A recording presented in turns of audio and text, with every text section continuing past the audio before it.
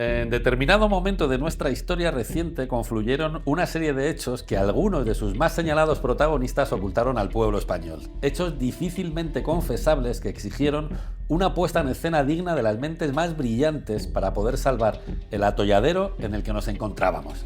Así empieza el libro Cuando la verdad te alcance, de Carlos Estévez. Charlie, este libro es el resultado de más de 30 años de investigación. Ese libro es el resultado de numerosos testimonios, charlas, confidencias y también lecturas del poco material que existe sobre el intento de golpe de Estado del 23F. Para intentar comprender esa verdad oficial que nos habían contado y que era tan inexplicable porque estaba cargada de contradicciones y de falsedades.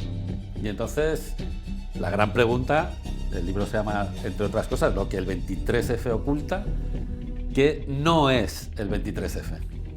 El 23F no pretendió ser nunca un golpe de Estado para subvertir la democracia. Aunque a punto estuvo de serlo por la actitud de Tejero, sin embargo, en la conspiración y en toda la preparación, el 23F era simplemente un señuelo tras el que tenía que aparecer un nuevo gobierno de salvación nacional que llegara hasta las elecciones del año 1983. Eso es lo que sí que fue el 23F, ¿no? Eso es lo que tenía que ser. Ya. El 23F lo que fue es una peligrosísima acción tras la que están intereses políticos, tras la que se encuentran determinados agentes de los servicios de inteligencia para recortar la democracia, para aclimatar el sistema democrático a los intereses de la monarquía en España. Juro por Dios y sobre los santos evangelios cumplir y hacer cumplir las leyes fundamentales del reino y guardar lealtad a los principios que informan el movimiento nacional. Yo creo que es interesante, ahora que ya sabemos lo que no es y lo que es, que ubiquemos temporalmente el 23F. Hay que conocer un poco, en la historia siempre es bueno conocer los antecedentes. Estamos hablando de que en 1975 muere Franco y 6 años después es cuando estalla este golpe de Estado. Esos 6 años, entenderlos es importante, supongo, ¿no? Sí, prácticamente es imposible entender el intento de golpe de Estado sin haber conocido antes esa etapa anterior.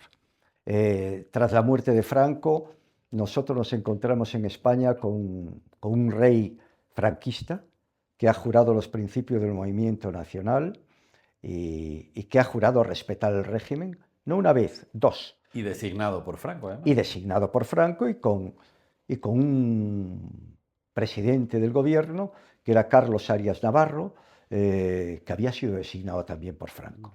España venía de una dictadura, yo diría de una dictablanda, que es la última parte donde se crean muchas expectativas políticas. ¿Por qué? Porque la agonía del dictador fue larga.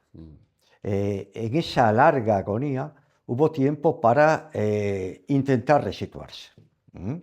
Los partidos franquistas, los azules, que se llamaban del régimen en aquel momento, intentaban sobrevivir de alguna manera. ¿Cómo? Pues a través de un rey que iba a ser la guinda de una tarta que ellos no habían, que el rey no iba a confeccionar, que iba a ser preparada para él, es decir, un rey útil a los intereses del franquismo. Para otros sectores se trataba de hacer una pequeña reforma en la línea de lo que los Estados Unidos nos habían pedido, que España siguiera siendo un país seguro, pero con una democracia por tiempos, es decir, una democracia que no pusiera en peligro para nada la estabilidad y, por supuesto, que nos siguiera el ejemplo de lo que había ocurrido años antes en Portugal con la Revolución de los Claveles. Entonces, como por resumir, había 3 grandes fuerzas, ¿no? Los continuistas, los reformistas, que querían una reforma, llegar poco a poco a la democracia, pero muy controlada, y luego los rupturistas. Y la izquierda. Claro, la izquierda que estaba y la más izquierda en la emergente que estaba esperando a ser legalizada. Claro. Una izquierda con mucha presencia en la calle, como era la del Partido Comunista de España, ilegalizada, por supuesto. Otra izquierda que tendía ya a ser socialdemócrata en lugar de marxista, como era el Partido Socialista Obrero Español, y luego muchos grupúsculos pequeños de izquierda revolucionaria, de tipo marxista-leninista, maoísta, que también buscaban tener su papel. Y al mismo tiempo estamos hablando de una época con una crisis económica bastante importante, ¿no? A partir del 73 con la crisis del petróleo, luego tenemos a los grupos terroristas descontrolados absolutamente, tanto de extrema izquierda como de extrema derecha. Tenemos varios asesinatos de las grandes fuerzas de seguridad, el asesinato de los abogados de Atocha por el otro lado. O sea que el país era una olla a presión realmente. El país era una auténtica olla a presión, que no se sabía por dónde iba a caminar todavía. Y en esa conjunción de fuerzas, por un lado y por otro, es por donde camina realmente una democracia que no sabías al día siguiente si iba a terminar o a continuar. O sea que prácticamente desde el principio ese riesgo involucionista ya existía, ¿no? Existe desde muy pronto el riesgo involucionista. Hay una reunión en Játiva de los tenientes generales donde dicen, bueno, el rey quiere caminar hacia una democracia por la vía rápida, ya con Adolfo Suárez como presidente del gobierno, y los militares no admiten ni una reforma militar, ni por supuesto ese tipo de democracia. Hay que acordarse que Franco, al morir, a sus generales les hace una petición. Les dice, quiero que seáis los vigilantes del régimen. De repente en todo este mare magnum aparece Suárez, que es un hombre que viene del movimiento, que ha sido director de Televisión Española, con lo cual controla muy bien la comunicación, que viene de Telefónica también, es decir, que es un señor muy significado con el franquismo, pero que sustituye a Arias Navarro. Y a partir de aquí es cuando empieza poco a poco esa reforma, ¿no?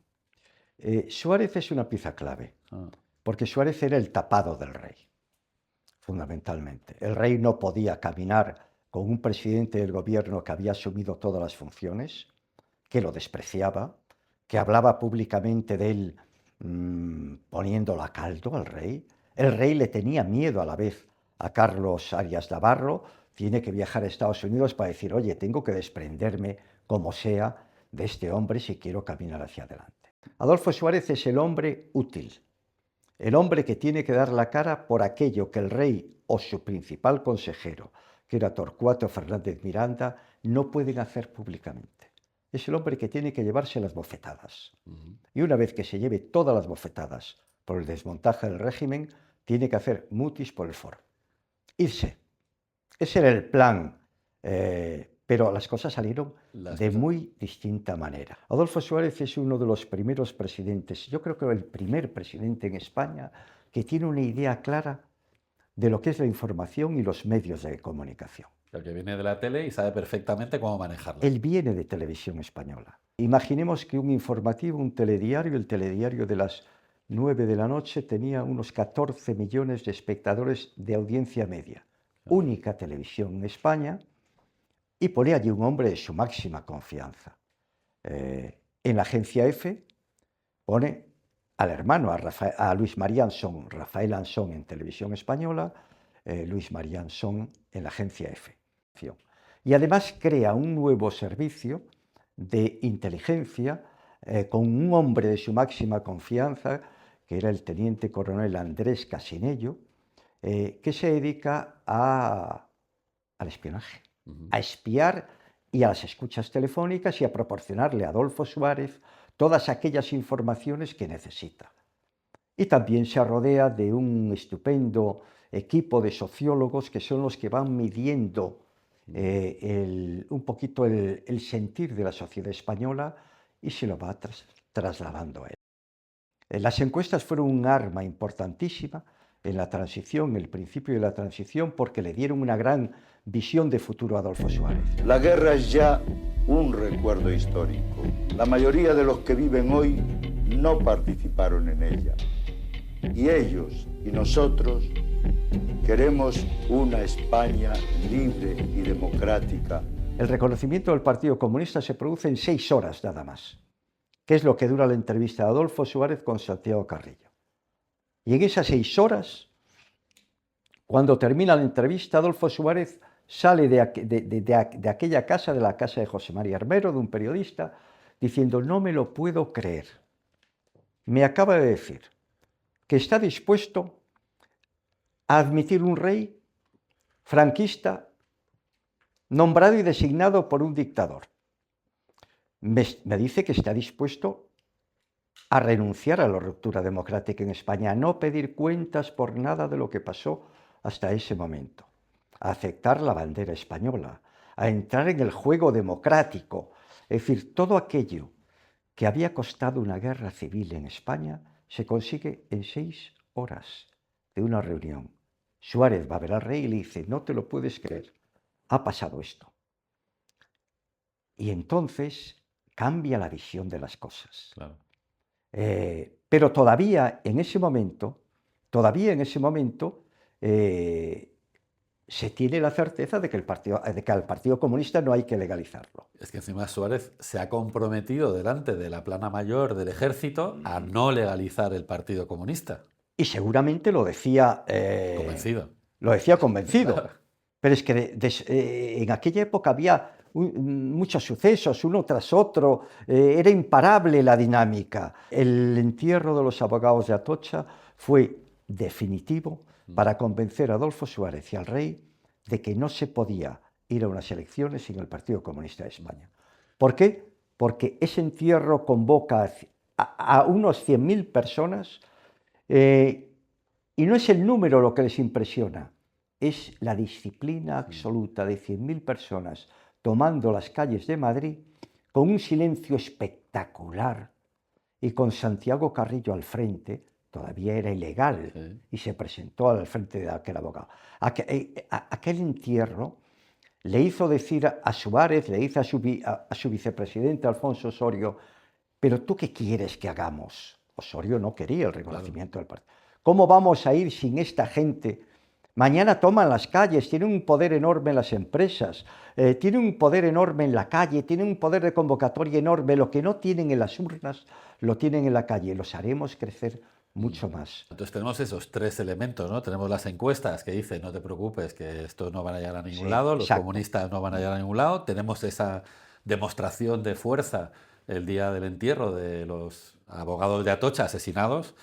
Y tenemos esta reunión en la que Suárez y Carrillo pues se dan cuenta que tienen mucho en común y que Carrillo renuncia a todo. Con lo cual, inevitablemente, Suárez da ese paso, legaliza el Partido Comunista, y esto, claro, en el ejército se toma por una de las grandes traiciones de todo este proceso reformista, ¿no? Ocurren 2 cosas. Que hay unos movimientos de ultraizquierda nacionalistas, en este caso ETA, convertido en un movimiento terrorista, que no admiten la democracia burguesa.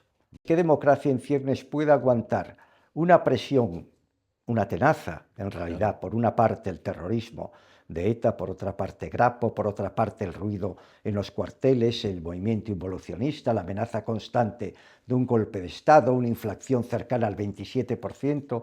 Estamos hablando de una época en la que resultó muy difícil gobernar. Con lo cual tenemos ya ese caldo de cultivo, ¿no? Bueno, que es en el que se movieron nuestros políticos durante la transición. Es decir, terrorismo absoluto, la inflación, las calles revolucionadas, el Partido Comunista ilegalizado todavía. Pero lo que se dice ahora es que esa época fue una etapa modélica, en donde apenas hubo violencia, la transición no tuvo sangre en las calles, no. La transición se hizo con mucha violencia y con mucha sangre. Había una violencia enorme de ETA, es cierto, pero también de los grupos de ultraderecha, claro. También de las propias fuerzas de seguridad que utilizaban fuego real para reprimir las manifestaciones. Fue una época muy complicada, muy compleja, y en ese momento se va a acometer la construcción territorial de España, es decir, lo que se llama las autonomías. Se necesita la mente de un jurista, porque estamos en una etapa constituyente, creando la gran ley de la Constitución y también el diseño territorial de España. No parecía que Adolfo Suárez fuera la persona más indicada para eso. La situación es difícil, enormemente difícil, porque al pueblo que nos escucha no se le dice cuáles son las dificultades de verdad, añadiéndole cuáles son las vías de esperanza. En el 79, una vez aprobada la Constitución del 78, Suárez se presenta de nuevo a los 2 años a unas elecciones constituyentes. Oiga, hay que volverle a elegir como presidente con esta Constitución. Y vuelve a ganar cuando no tenía que ganar, Claro, porque todas las encuestas daban ganador al Partido Socialista. Y entonces empieza una ofensiva muy grande. Hay una especie de desencuentro entre el jefe del Estado y el presidente del gobierno. El rey seguía intentando detentar poderes franquistas que la Constitución ya le había negado, estaba asumiendo un papel que no le correspondía y Suárez se lo hacía notar constantemente. Ya hay una ruptura entre Juan Carlos y Suárez. Una ruptura enorme. Y además hay gente que va a la Zarzuela a visitarlo constantemente, políticos, militares, que le dice que esto va muy mal, Claro. El país camina por unos derroteros espantosos, hay que sacarse a Suárez de encima. Y uno de los que visitan a Juan Carlos es el general Armada. Armada se constituye en el Pepito Grillo del rey, Claro. el hombre que está hablando con los generales, con los capitanes generales, con el rey y siempre hablándole mal de Suárez, Claro. de su presidente. Lo mismo que le hablan muy mal de Suárez los capitanes generales, los banqueros, determinados políticos, hasta tal punto que llega a impregnar tanto posiblemente el pensamiento de aquel rey que empiezan a buscar las fórmulas adecuadas para sacarse de encima a un presidente que acaba de ser votado mayoritariamente en las urnas. ¿Y es ahí donde aparece la Operación Armada? ¿O todavía no? La Operación Armada ya comienza a perfilarse como la necesidad de hacer algo que aparte a Suárez del poder de una vez. ¿Y en qué consiste la Operación Armada? La Operación Armada se desarrolla con un diálogo con los partidos políticos, con determinados partidos políticos, donde se pide el parecer de que un general asume el poder, ocupe la presidencia del gobierno y sea capaz de mantener la seguridad hasta las elecciones del año 83. La seguridad me refiero a que intente impedir los golpes de Estado que están en marcha. No hay que olvidar que hay muchos golpes en marcha, que se ha producido ya la intentona de Tejero con la Operación Galaxia, que es tomar el gobierno en un Consejo de Ministros y tomar Madrid, es decir, es un golpe importante, la Operación Galaxia, aunque lo hubieran minimizado en su momento. Y ahí es que cuando Armada, digamos, que lo que hace es ponerse de acuerdo con todos los partidos políticos para decir, oye, ¿cómo veríais un militar que neutralice todos estos golpes de Estado, que tranquilice a los cuarteles y que se ponga al frente del gobierno? Exacto. Eso será el gobierno, el famoso gobierno de concentración. El gobierno de concentración también se le llamó de salvación nacional. O de salvación nacional. Y ahí es donde estaba Armada. ¿Y qué partidos políticos estaban ahí? Que eso es casi lo más interesante. Los principales partidos políticos. Hay determinadas declaraciones de Felipe González en el Comité Central diciendo, mire usted, si peligra la democracia, siempre ponían el peligro de la democracia por delante. El Partido Socialista estará a favor de un gobierno de concentración, de salvación o como queramos llamarle, para evitar que haya un golpe de Estado en España. En un principio se estudia constitucionalmente la vía, que era la de la moción de censura. Claro. Esto se puede hacer mediante una moción de censura. Adolfo Suárez. Pero y la lleva a cabo el PSOE, claro. Pero la pierde. Suárez se resiste a irse. Se resiste a dejarle a un militar la presidencia del gobierno. Suárez conoce perfectamente la Operación Armada. Está puntualmente informado. Está puntualmente informado de la Operación Armada a través de sus servicios de inteligencia, que era, como os digo, funcionaba muy bien. Está informado de otros golpes que están en marcha. El golpe constante de la ultraderecha. Pero hay otro golpe más importante, que es el que ponen en marcha, en su mayoría, coroneles, tenientes coroneles y comandantes, que están hablando con todos los estados mayores de las capitanías para dar un golpe general en toda España. Con lo cual tenemos estos tres golpes, digamos, ¿no? Está el golpe institucional, que sería la operación armada. Estaba ese golpe de Tejero, que todavía no ha terminado de neutralizarse del todo. Y tenemos este tercer golpe, que sería la vía dura. Hay dos golpes, que es la ultraderecha y los coroneles, pero hay un contragolpe, no un tercer golpe. La operación armada es un contragolpe. O sea que es frenar a los coroneles, reconducir a la extrema derecha. Por eso Armada visita Milán y le dice: ayúdame a reconducir en nombre del rey. Y entonces Armada se constituye en el interlocutor del rey ante determinados sectores golpistas del ejército. Hoy tengo la responsabilidad de explicarles, desde la confianza y la legitimidad con la que me invistieron como presidente constitucional, las razones por las cuales presento irrevocablemente mi dimisión como presidente del gobierno y mi decisión de dejar la presidencia de la Unión de Centro Democrático. Y ahora ya sí es cuando se produce la dimisión de Suárez. Suárez, que es un gran jugador de cartas, hace una jugada maestra. Primero, designa a un presidente del gobierno cuando no le corresponde a él designarlo. Al mismo tiempo pone a un apellido tan ilustre como el de Calvo Sotelo, tan ilustre para la derecha como Calvo Sotelo, para que nadie pueda objetarle nada. Y si el rey quiere llevar a cabo con determinados partidos políticos la operación armada, tiene que hacerlo existiendo ya un candidato de la derecha. En esa labor de estimular la imaginación es donde entran determinados elementos de los servicios de inteligencia.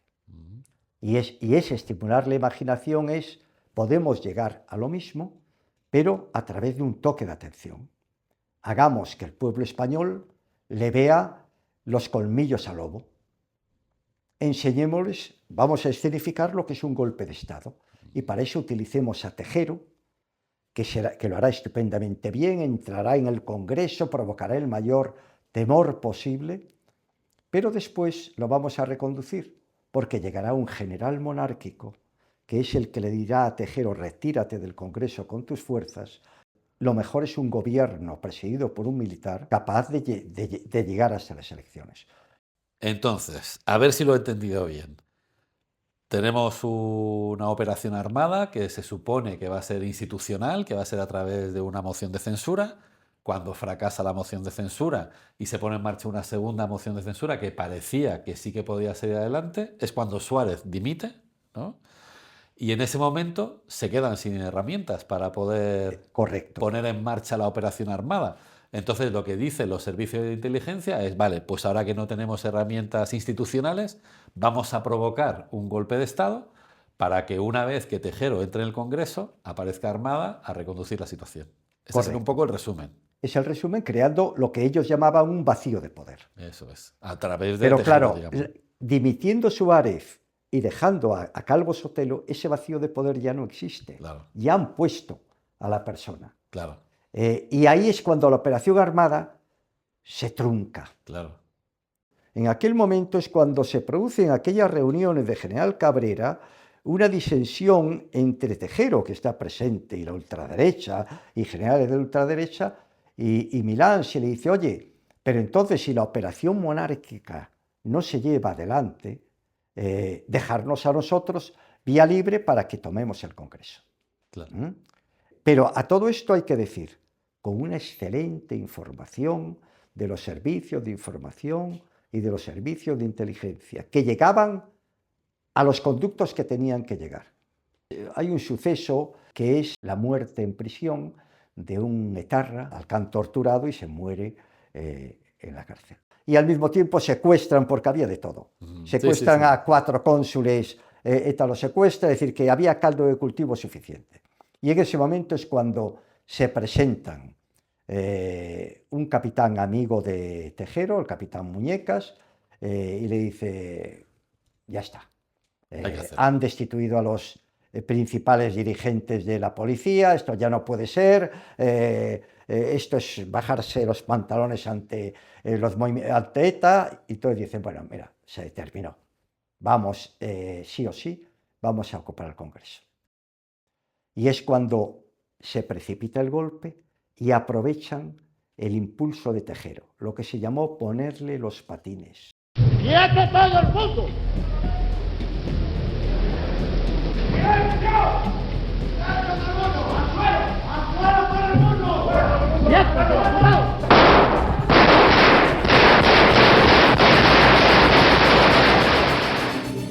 El día 23 se tiene que producir lo siguiente. Tejero entra con sus guardias civiles en el Congreso, se le dice que no puede ser cruento ni violento. Pero el factor humano, como en tantas cosas, aparece para truncar todos los planes. Claro, porque Tejero no se ciñe al plan. Tejero entra en el hemiciclo y además entra pegando tiros. Él quería humillar de una vez por todas al poder civil. ¡Quieto todo el mundo! Pero hasta ahí no hay un solo tiro. Claro. Los tiros vienen cuando Gutiérrez Mellado se levanta y le dice: fuera las pistolas del hemiciclo, fuera las pistolas del Congreso. En ese momento es cuando, al ver que el general, ese general casi anciano, sube para intentar dominarle a él, es cuando él se convierte, digo yo en el libro, que Tejero pasa de convertirse en el hombre que domina la situación a un bandolero de Sierra Morena. Se ven las dos caras del ejército, la de un ejército que pretende defender la Constitución, que es Gutiérrez Mellado, y la de él con su mostacho y su pistola en alto, como si fuera un bandolero. Y él tiene que volver a controlar la situación. Y no se le ocurre un sistema mejor que dar unos tiros al aire. En ese instante es cuando se rompe todo. Es cuando fracasa el golpe. En ese momento fracasa el golpe tal y como está concebido. ¿Por qué fracasa? Porque el rey lo primero que hace es llamar a Sabino y decirle: Sabino, esto no era lo que estaba previsto. Como había mucha gente delante, Sabino, muy serio, le dice: señor, es que había algo previsto. Haciéndose el sueco, claro, naturalmente. Es que el comandante Pardo Zancada, que estaba ya dispuesto a salir con la acorazada, da un puñetazo en la mesa y dice: ¡mierda! Se ha ido esto al carajo. Claro. Es que Milans del Bosch, desde Valencia, dice: ¿pero qué es esto? Es que los golpistas, los propios golpistas, se llevan las manos a la cabeza, porque ese no podía ser el golpe. Claro. No el golpe nunca fue el golpe que hemos visto de Tejero. Claro. Tejero lo convierte en eso. Al convertir en eso Tejero, de repente algún cerebro iluminado, ve en Tejero la justificación y el peligro. La justificación para dejar fuera de la operación todo lo que se había estado pergeñando hasta ahora a nivel político e institucional, y a la vez ve un peligro, y es que el rey pueda verse involucrado de alguna forma con esa escenificación brutal que se está produciendo en el Congreso de los Diputados y que está aterrorizando a todo el pueblo español. Eso es, que si Tejero se hubiese ceñido a su papel, el golpe institucional habría funcionado, ¿no? Correctamente. Claro. Tejero lo que tenía que hacer es entrar, tal como hemos explicado, a continuación anuncia Landelino Lavilla la situación que se ha creado en el Congreso y la llegada de un militar, de una autoridad militar, que es la que el capitán Muñecas lo hace ya desde dentro del hemiciclo, que vendrá a solucionar el problema. Y ese sería, es decir, Tejero armada, ¿no? Es el señuelo de una operación mucho más compleja para reconducir el proceso democrático. Dice el analista político Fernando Vallespín, que es un hombre muy puesto en estos temas, dice que toda nación necesita en determinado momento de su historia de un mito fundacional, de una historia más o menos edulcorada que legitime el sistema político. El intento de golpe de Estado del 23F, como la acción bárbara de esos que querían volvernos al pasado y que gracias a un rey demócrata se ha impedido. Esa es la versión oficial de los hechos que todavía mucha gente cree. Vale, Charlie, pues si te parece vamos a hacer como un repaso de cómo fue ese 23F. Hemos hablado de Tejero entrando en el hemiciclo pegando tiros, pero no hemos hablado de ese otro gran error, que es cuando se enfrenta con Gutiérrez Mellado y lo intenta hacer caer al suelo, que eso fue también otro momento que hace que esto parezca pues casi de charanga y pandereta, como diría Machado. Si no se hubieran mantenido en pie o sentados en sus escaños Santiago Carrillo, Suárez y Gutiérrez Mellado, ¿en qué difícil situación hubiera quedado la democracia sin nadie que la defendiera? Suárez se estaba preparando, incluso con psicólogos para ese momento, para el momento en el que llegara el golpista y le pusiera la pistola en el pecho. O sea que Suárez, que sabía que le iba a pasar esto, se estaba preparando para el momento. Suárez sabía que esto iba a suceder. Ellos aguantan el tipo porque saben que ese momento está próximo. Es decir, que el 23F tuvo una parte de escenificación. Tiene una parte que engrandece a los personajes. Adolfo Suárez, que estaba bajo la lona, en ese momento adquiere una dimensión que todavía hoy tiene como salvador de la democracia y como el hombre que se opone al golpe de Estado. Y el rey, muchas horas después, tendrá su papel de salvador de la patria también. Otro momento muy divertido del libro es cuando cuentas lo que está pasando dentro del Congreso, ¿no? Que era un poco la casa de Tócame Roque. Ahí entraba y salía cualquiera, ¿no? Claro, el Congreso se vuelve un sitio confuso. Llegan policías de paisano también, que parecían, digo en el libro, que parecían más paseantes en cortes que otra cosa, porque iban de un lado a otro. Aparecen personas del Servicio de Información, aparecen los depuestos directores de la policía abrazando a Tejero, felicitándolo. Los golpistas que tienen sus necesidades suben al bar a tomar sus copitas y sus cosas, pagando religiosamente como si estuvieran en el bar de su barrio. Hay otro capitán que se va a su casa a cenar con su familia y vuelve después del golpe, cenas y vuelve. Y todos los que estamos alrededor o cerca del Congreso vemos con asombro todo aquello que no parece una cosa seria. Lo que vimos, lo que nos permitieron ver, las imágenes que nos han emitido una y otra vez son para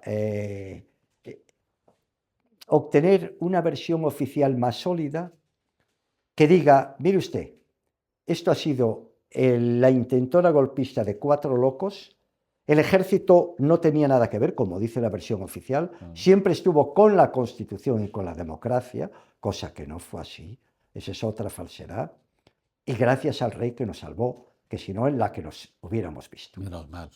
Vamos a hablar de lo que está pasando en Zarzuela en este momento, cuando Sabino Fernández Campo ve cómo entra Tejero pegando tiros. El rey no llama